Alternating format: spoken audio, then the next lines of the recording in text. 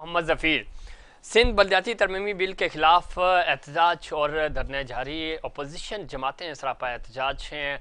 इससे पहले MQM Pakistan, GDA, PTI protest कर चुकी हैं और ख़ास तौर पे पिछले हफ्ते जो MQM पाकिस्तान का धरना था और उसके बाद उन्होंने CM हाउस जाने की कोशिश की, उस पर सिंध पुलिस की तरफ से तशद्दुद किया गया और बड़ा एग्रेशन नज़र आ रहा है कराची की सियासत में और ख़ास तौर पे MQM पाकिस्तान का। उसके बाद एक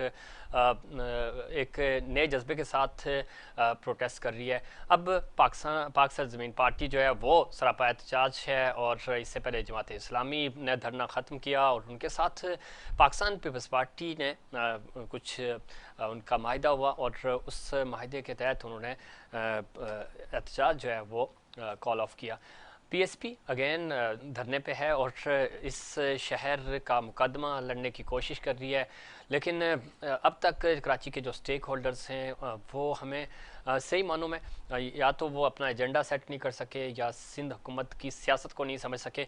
चूँकि जितने भी प्रोटेस्ट हो रहे हैं फेस सेविंग के लिए ज़रूर हो रहे हैं, पॉलिटिकली अपने अपनी पॉइंट स्कोरिंग ज़रूर हो रही है, लेकिन कराची का जो मुकदमा है वो सही मानों में कराची के स्टेक होल्डर्स अब तक लड़ने में नाकाम रहे। इसकी वजह क्या बनी, चाहे बिज़नेस कम्युनिटी की अगर हम बात करें, पॉलिटिकल स्टेक होल्डर्स की बात करें, सिविल सोसाइटी की बात करें, चूँकि ये शहर सिंध को 95% रेवेन्यू जनरेट करके देता है और वफाक को तकरीबन 60% रेवेन्यू जनरेट करके देता है। उसके बावजूद ये जो है वो ज़बू हाली का शिकार है और दुनिया का 7वां बड़ा शहर इस वक्त अगर आप इस शहर को देखें तो किसी कच्चे गांव का मंजर पेश करता है। क्या वजह बनी? 15 साल से पाकिस्तान पीपल्स पार्टी इस सूबे में बरसर इक़्तिदार है, लेकिन अपने दारुल हुकूमत को सही नहीं कर सकी। तरजीहात ना तो सिंध की हैं और ना ही वफाक की कराची को बदलने की। कराची जो है वो जो 70s का कराची था वो हमें नज़र नहीं आ रहा। दुनिया तरक्की कर रही है लेकिन कराची जो है वो पीछे जाता हुआ हमें नज़र आ रहा है। अब चूँकि अगर कराची से जो मेयर आएगा, पूरे सिंध के जो मेयर हैं, लेकिन कराची का मेयर चूँकि मैटर करता है। अगर आप हैदराबाद की सक्खर की भी बात करेंगे तो वो इतना ज़्यादा उसके इख्तियारात ना भी हों तो वो शहर जो है वो सरवाइव कर जाते हैं, लेकिन कराची शहर को आपको पावर देनी होगी, कराची को बेहतर करना होगा, डेवलप करना होगा। और 3 करोड़ की आबादी है, ना तो आबादी को सही गिना जाता है और ना ही इस शहर को सहूलियात दी जाती हैं। अब बेख्तियार मेयर अगर आएगा तो ये कराची के मसले कैसे हल होंगे? Political stakeholders, political parties के पास क्या इस फार्मूले हैं कि इस शहर को बेहतर करेंगे, उनके मुतालबात क्या हैं? इस पर बात करेंगे। हमारे साथ स्टूडियो में मौजूद हैं जनाब अली राशिद साहब, सीनियर रहनुमा हैं पाकिस्तान पीपल्स पार्टी से। अली भाई खुश आमदीद कहते हैं आपको शो में। उनके साथ तशरीफ़ रखते हैं जनाब मिर्ज़ा आलम बेग साहब, सीनियर तज़कियाकार हैं, सोशल एक्टिविस्ट हैं। बेग साहब खुश आमदीद कहते हैं आपको भी शो में। और उनके साथ तशरीफ़ रखते हैं सादिक इफ्तिखार साहब, सीनियर रहनुमा MQM पाकिस्तान। बहुत शुक्रिया सादिक इफ्तिखार साहब, आपको भी खुश आमदीद कहते हैं। और टेलीफोन लाइन पर हमें ज्वाइन करेंगे सिद्रा इमरान साहिबा, MP हैं पाकिस्तान तहरीक इंसाफ की, और हफीज़ुद्दीन साहब, सीनियर रहनुमा पाक सरजमीन पार्टी। अली भाई, गुफ्तगू का आगाज़ आपसे करते हैं। चूँकि वफाक के ख़िलाफ़ आप सरापा एहतजाज हैं और सूबे में तमाम अपोजिशन की जमातें जो हैं वो प्रोटेस्ट कर रही हैं। बिल सबसे बड़ा इशू है, डिमांड है, और इसके साथ साथ बाकी इश्यूज़ भी हैं। मेयर को क्यों इख्तियारात नहीं दिए जा रहे? और जो आपका ये बलदियाती तरमीमी बिल है, इस पे रिव्यू के हवाले से अब चूँकि मुज़ाकरात भी चल रहे हैं, जमात ने पहले प्रोटेस्ट किया, वो कॉल ऑफ हो गया उनका धरना। PSP इस वक्त फवारा चौक पे बैठी है, हो सकता है हमारे प्रोग्राम ख़त्म होने तक उधर से भी कोई ऐलान आ जाए। तो अपोजिशन को ऑन बोर्ड लें। आप मुतालबा करते हैं कि 34 बिल जो हैं वो 2 मिनट में पास हो जाते हैं, और यहाँ वही एटीट्यूड आपका भी है अपोजिशन जमातों के साथ। आउज़ुबिल्लाहि मिनश्शैतानिर्रजीम, बिस्मिल्लाहिर्रहमानिर्रहीम। देखिए, यहाँ इस बात से मैं आपके एग्री नहीं करूँगा कि वही एटीट्यूड हमारा भी है, इसलिए कि अगर आप देखें जिस दिन ये टेबल हुआ बिल, तरीक़ेकार एक असेंबली फ्लोर पे डिबेट होती है। अगर कोई चीज़ें उसमें कोई अमेंडमेंट्स या कोई चेंजेस लाते हैं तो उस पर बात होती है। तो उस बात करने का हमने तो बुलडोज़ नहीं किया, हम तो बात करने के लिए तैयार थे। फ्लोर ओपन था, फ्लोर में जितनी भी अपोजिशन पार्टीज़ थी वो चाहती आती अपने व्यूज़ हमसे शेयर करती। उन्होंने वॉकआउट कर दिया। वॉकआउट करने के बाद हम गए, हमने प्रेस कॉन्फ्रेंस भी की। हमने कहा देखें कोई है बात तो हम अभी भी बैठने को तैयार हैं और बैठ के हम जो भी मसले मसाइल हैं वो हल कर लेंगे। और प्रोटेस्ट और सड़कों पे आप बताएं निकलता कौन है? वो निकल रहा होता है जिसकी सुनवाई नहीं हो रही हो। मगर जो पार्टी जो बिल लेके आई वो आपसे कह रही है आप आए बैठे हमारे साथ, हम आपकी बातें मानने को तैयार हैं अगर अगर रीज़नेबल होंगी। और बहुत सारी इनकी ऐसी चीज़ें जो हमने मानी हैं। फॉर एग्जांपल मैं आपको बता दूं यहाँ ऑन रिकॉर्ड कि टाउन, हम जो डिस्ट्रिक्ट सिस्टम था वो ख़त्म करके टाउन, ये एमक्यूएम के दोस्तों की तरफ से आई नहीं, मतलब इन राइटिंग मौजूद है। इन्होंने रिकमेंडेशंस दी थी कि टाउन सिस्टम होना चाहिए। टाउन सिस्टम जो बिल्कुल बेहतर था, जैसे कोरंगी डिस्ट्रिक्ट है वो अब 4 टाउन्स में डिवाइड हो जाएगा, तो माइक्रो मैनेज होंगी चीज़ें बेहतर। फिर एक और इनकी चीज़ थी जो इन्होंने कहा था कि जी मेयर का जो इलेक्शन है वो सीक्रेट बैलेट से नहीं हो। हमने पहले कहा था सीक्रेट हो, इन्होंने कहा जी नहीं हो, वो नहीं होना चाहिए, वो भी हमने चेंज कर दिया, हमने शो ऑफ हैंड कर दिया, ठीक है ना। फिर उन्होंने कहा था मुस्तफ़ा कमाल साहब और नेमतुल्लाह साहब के टाइम में होता था कि मुस्तफ़ा कमाल साहब खुद इलेक्टेड नहीं थे मगर वो ये इनका ही वो दिया हुआ था पहले का, हम वो ला रहे थे, इन्होंने कहा नहीं वो नहीं चाहिए, हाँ, हमने वो भी चेंज कर दिया। मगर देखें अब हम रीजनेबल हैं, जिस तरह हमें दिखाया जा रहा है वो वैसा है नहीं। हम काफी, तो फिर सरापा एहतजाज क्यों अगर ये सारी चीजें हैं? तो वो मैं उस पे आता हूँ। ये देखें, मुझे अब ये मैं इनका स्पोक्स पर्सन तो हूँ नहीं ऑपोजिशन का, ये क्यों है ये तो ये बेहतर जानेंगे। मगर मैं आपके पास मुतालबात तो आ रहे हैं इनके। हम मगर देखें हमने तो बड़े दिल का मुजाहरा किया ना, कानूनी और आईनी हक हमारा है, अक्सरियत सिंध असेंबली में हमारी है। अगर आप मसला देखें सारा ये है कि अगर प्राइम मिनिस्टर का रोल कॉन्स्टिट्यूशन आइन डिफाइन कर देता है, चीफ मिनिस्टर का रोल आइन कॉन्स्टिट्यूशन बड़ा वाज़ेह तौर पे डिफाइन कर देता है, मगर when it comes to local bodies सिर्फ 2 लाइनें लिखी हुई हैं सेक्शन 140A, आर्टिकल 140A में, जिसमें लिखा हुआ है कि जो असेंबली होएगी वो अपने तौर से जो बेहतर समझेगी वो उस किस्म का बल्दियाती निज़ाम लाएगी जो हमारा हक है। मगर फिर भी हमने ऑपोजिशन की जमातों को भी जो असेंबली हैं उनसे भी मुशावरत की, और जो बाहर हैं जैसे पीएसपी हो गई जमातें, उनसे भी बात की, हम जाके मिल रहे हैं। बाहर वालों का ज्यादा प्रेशर है, असेंबली वालों का इतना नहीं है। क्या प्रेशर, वो करते ना बैठे हैं, उससे क्या फर्क पड़ना। सादिक इफ्तार साहब, क्या मुतालबात हैं आपके? और ज़ाहिर धरना भी पिछला बड़ा पुरतशद्दुद धरना रहा, बड़ा रिएक्ट किया सिंध हुकूमत ने, इंतज़ामिया ने। मुतालबात आपको लग रहे हैं पूरे हो जाएंगे और या फिर इस तरह का मज़ीद सख्त जो है एहतजाज दोबारा देखने को मिलेगा? मोहम्मद ज़फ़ीर भाई अस्सलाम वालेकुम, बहुत शुक्रिया शो पर बुलाने का। एहतजाज इस तरह का था कि औरतों और बच्चों पर तशद्दुद किया गया, औरतों को कपड़े खींचकर, बालों से खींचकर मोबाइलों में डाला गया।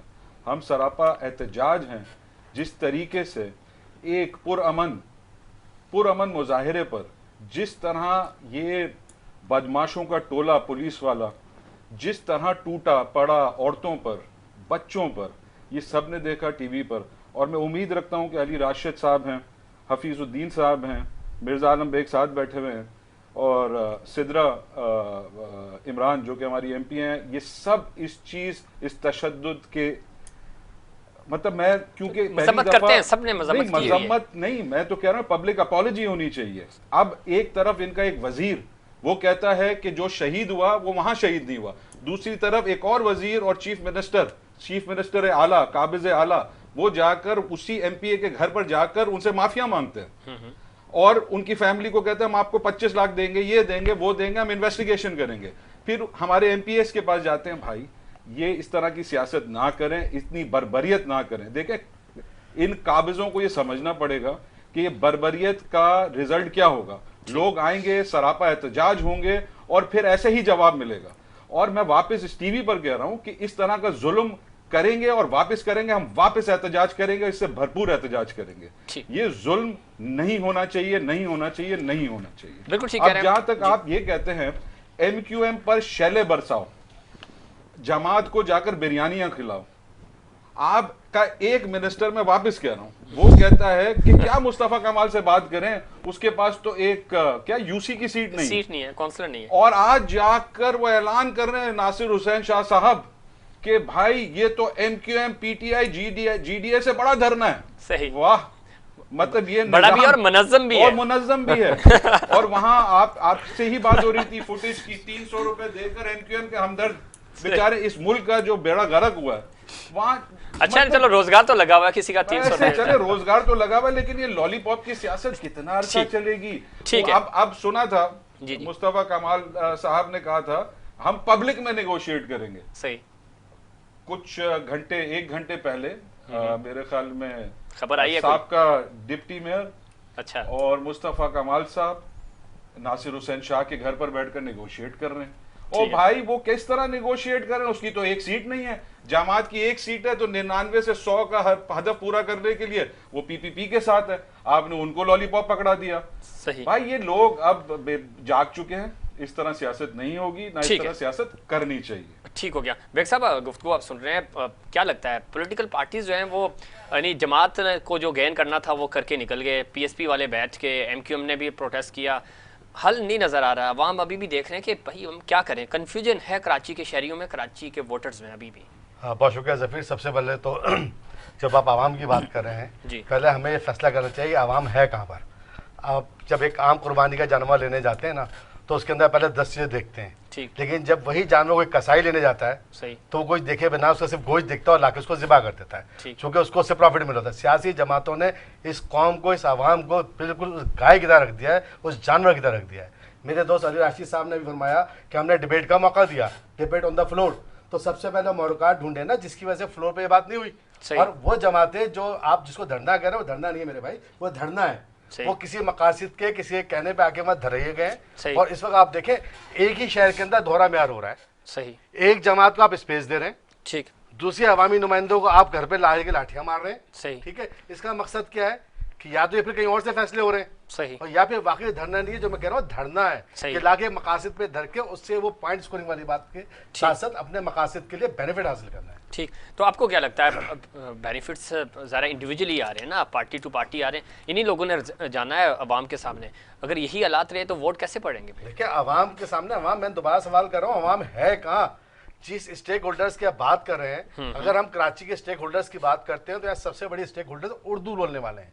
उर्दू बोलने की अगर हम बात करते हैं, मैं नहीं कहता उसका ताल्लुक पीटीआई से, उसका ताल्लुक एमक्यूएम से, किसी भी हर जमात में मौजूद है। उसके बावजूद आज तक अगर आप उनकी उनकी वाबस्तगी देखें तो उनके साथ हो क्या रहा है, उनको सिर्फ इस्तेमाल किया जा रहा है। तो मेरा भाई अवाम कहाँ से आ गए इसके बीच के अंदर? असल चीज तो उनके मकासद है। देखिए आप बहुत छोटी सी बात ले लें, जो चीज सूबे के अंदर हुकूमत कह रही है कि साहब ये गलत है, वही वफाक के अंदर फैसले हो रहे हैं, और जो वफाक कर रहा है सुबह में गलत हो रहा है, वफाक फैसला कर रहा है। ठीक, तो मैं नहीं समझता कि इसके अंदर सिर्फ और सिर्फ एक चीज़ है कि अपनी पार्टी या जमात की बुनियाद के ऊपर वहाँ से सिर्फ और सिर्फ मफाद हासिल किया जाए, मफाद हासिल किया जा रहा है। अफरीदुद्दीन साहब बहुत शुक्रिया, आपने प्रोग्राम में वक्त दिया, अभी गुफ्तगू आप सुन रहे हैं और ख़ासतौर पर सादिक इफ्तिखार साहब जो बात कर रहे हैं, चूँकि मुस्तफ़ा कमाल साहब ने कहा था कि आवाम के सामने आवाम के जो इश्यूज़ हैं, मुतालबात हैं, सिंध हुकूमत के साथ हमारी जो बात होगी वो सामने रखेंगे, और अब रात के अंधेरे में फ़ैसले किए जा रहे हैं, धरने के मकासद आपको अचीव होते हुए नज़र आ रहे हैं। कल मुस्तफ़ा कमाल साहब रात जो उन्होंने गुफ्तगू की उसमें वो कह रहे थे कि 70% जो है वो पाकिस्तान पीपल्स पार्टी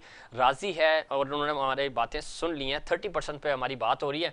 कौन से वो 30% में कौन कौन से ऐसे पॉइंट्स हैं जिस पे आप बात करना चाह रहे हैं सिंध हुकूमत से, आपके मुतालबात? और दूसरी तरफ सईद गनी साहब ये कह चुके हैं कि आपके का तो एक काउंसलर भी नहीं है, तो आपके साथ क्या हम आपको सीरियस लें? हफीज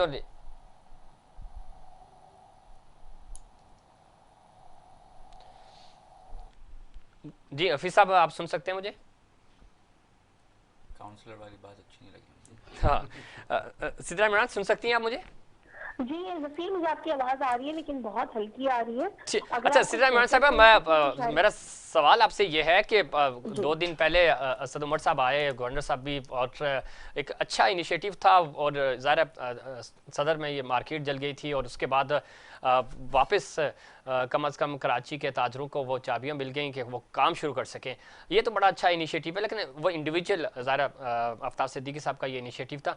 आप कह रहे हैं कि सिंध से डाकू राज का खात्मा करेंगे, सिंध हुकूमत का खात्मा करेंगे, लेकिन ये जो तरमीमी बिल आया, इस बिल पे उस तरह तो आपके MPs की तादाद वहाँ सिंध असम्बली में मौजूद है जहाँ आप खुद बैठती हैं, वहाँ पे हमें वो ना तो आपका कोई प्रपोजल नज़र आया, ना प्रॉपर प्रोटेस्ट नज़र आया। क्या वजह है कि आप सही मानों में सिंध की जो अपोजिशन का किरदार अदा करना था वो आप तमाम, आप समेत यानी GDA MQ वो रोल नहीं अदा कर सके? बाहर से PSP और जमात इस्लामी प्रेशर ज़रूर बिल्ड कर रहे हैं, लेकिन यही प्रेशर हमें असम्बली के अंदर नज़र नहीं आ रहा, इसकी क्या वजह बनी? शुक्रिया ज़फ़ीर, मैंने आपका सवाल सुना और बहुत अच्छा आपने सवाल रखा है। मैं आपको इसमें तफसीली थोड़ी सी बात करना चाहूंगी। देखिए ज़फ़ीर, ये जो मुद्दा है ना सिंध के लोकल गवर्नमेंट के बिल का, ये आज से नहीं है। ये बिल जब 2013 में आया था, उसके बाद तमाम तजियाकारों, तमाम पॉलिटिकल पार्टीज के इसके ऊपर कंसर्न थे कि ये एक ऐसा जबरी बिल बना दिया गया है जिसकी वजह से मकामी हुकूमत का जो इंतजाम होना चाहिए, जितनी बाइख्तियार वो होनी चाहिए पाकिस्तान के आईनों कानून की रोशनी में, वो हरगिज नहीं है। ना पॉलिटिकल एम्पावरमेंट है, ना एडमिनिस्ट्रेटिव है, ना फाइनेंशियल है। इसी बिना पर पाकिस्तान तहरीक इंसाफ के वजीर आजम और पार्टी चेयरमैन इमरान खान और सीनियर रहनुमा असद उमर साहब ने पटिशन सुप्रीम कोर्ट में सबमिट की थी 2019 में, और उसी 2019 में बहैसियत सूबाई असेंबली के रुकन इस सूबे के रिप्रेजेंटेटिव की हैसियत से पाकिस्तान तहरीक इंसाफ से एक पूरा डिटेल एम्पावर्ड बिल जो है वो उसका मुसवदा, उसका ड्राफ्ट जो है वो सूबाई सिंध की असेंबली में सबमिट किया। एमसीएम जो हमारी इत्तेहादी जमात भी है और जो सेकंड लीडिंग स्टेक होल्डर्स है सूबाई सिंध की असेंबली की अपोजिशन में, उन्होंने भी अपने कानून का मुसवदा जमा करवाया। लेकिन 2019 जुलाई से लेकर आज तक पाकिस्तान पीपल्स पार्टी, जो अपने आप को डेमोक्रेसी के चैंपियंस कहते हैं, जो आज एक कलंक, एक काला टीका बन चुके हैं पाकिस्तान की जमहूरियत पर, वो काबिज है अवाम के इख्तियारात पर और असेंबली के नुमाइंदों के इख्तियारात पर। उन्होंने इन बिल्स को कभी टेबल ही नहीं किया। हमारा मुद्दा स्टार्ट हुआ 2021 के 26 नवंबर से। फिर 26 नवंबर को अचानक से एक लोकल गवर्नमेंट बिल को टेबल किया गया असेंबली में। हर ऑपोजिशन के मेंबर ने खड़े होकर आवाज बुलंद की और कहा कि ये ऐसा बिल जो कराची के, लाड़काना के, सक्खर के, नवाज शाह के, सूबा सिंध के हर शहरी के लिए सबसे ज्यादा जरूरी है। आपने उसका मुसवदा देना भी कानून साजों को नहीं तरजीह समझा। वो 3 पेजेस आए, हमने उसके ऊपर सवाल उठाया, प्रोटेस्ट किया, इन्होंने अपनी अददी अक्सरियत में फिरौनियत की जारहत दिखाते हुए उसको पास कर दिया। हमने हर मौके पे कहा कि हम आज भी ये बात कर रहे हैं कि पाकिस्तान पीपल्स पार्टी को ये देखना होगा और हमारे तमाम पॉलिटिकल पार्टीज और मीडिया को, स्पेशली मीडिया को, उनको ये बार बार याद दिलाना होगा हमारे साथ कि ये एक कानून है, कानून की जगह ऐवान है, कानून की जगह सड़क, जिरगा, मेरा घर, आपका घर, इसका ड्राइंग रूम, उसका ड्राइंग रूम नहीं है। अगर पाकिस्तान पीपल्स पार्टी सूबा सिंध के लोगों को उनका इख्तियार देना चाहती है, शहर कराची जो सबसे बड़ी मेट्रोपॉलिटन कॉर्पोरेशन बननी है, उसको आवाम को इख्तियार देना चाहती है, तो असेंबली के फोरम पे इस बिल को खोला जाए।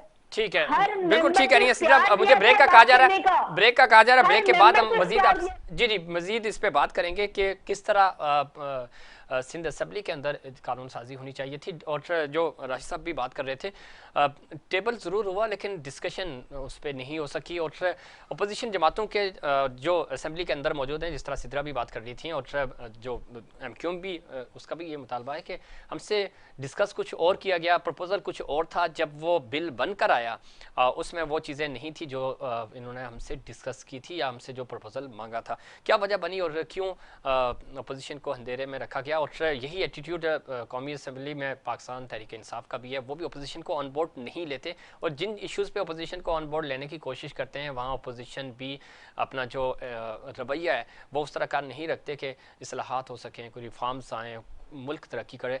इंडिविजुअली हर पार्टी जो है अपने अपने मफाद के लिए काम कर रही है। तरजीहात कैसे सही होंगी? और ख़ास तौर पे जब कराची की बात करते हैं तो ना तो सिंध की तरजीहात में कराची है और ना वफाक की तरजीहात में, क्या वजह है, इस पर बात करेंगे। लेकिन उससे पहले कमर्शियल ब्रेक।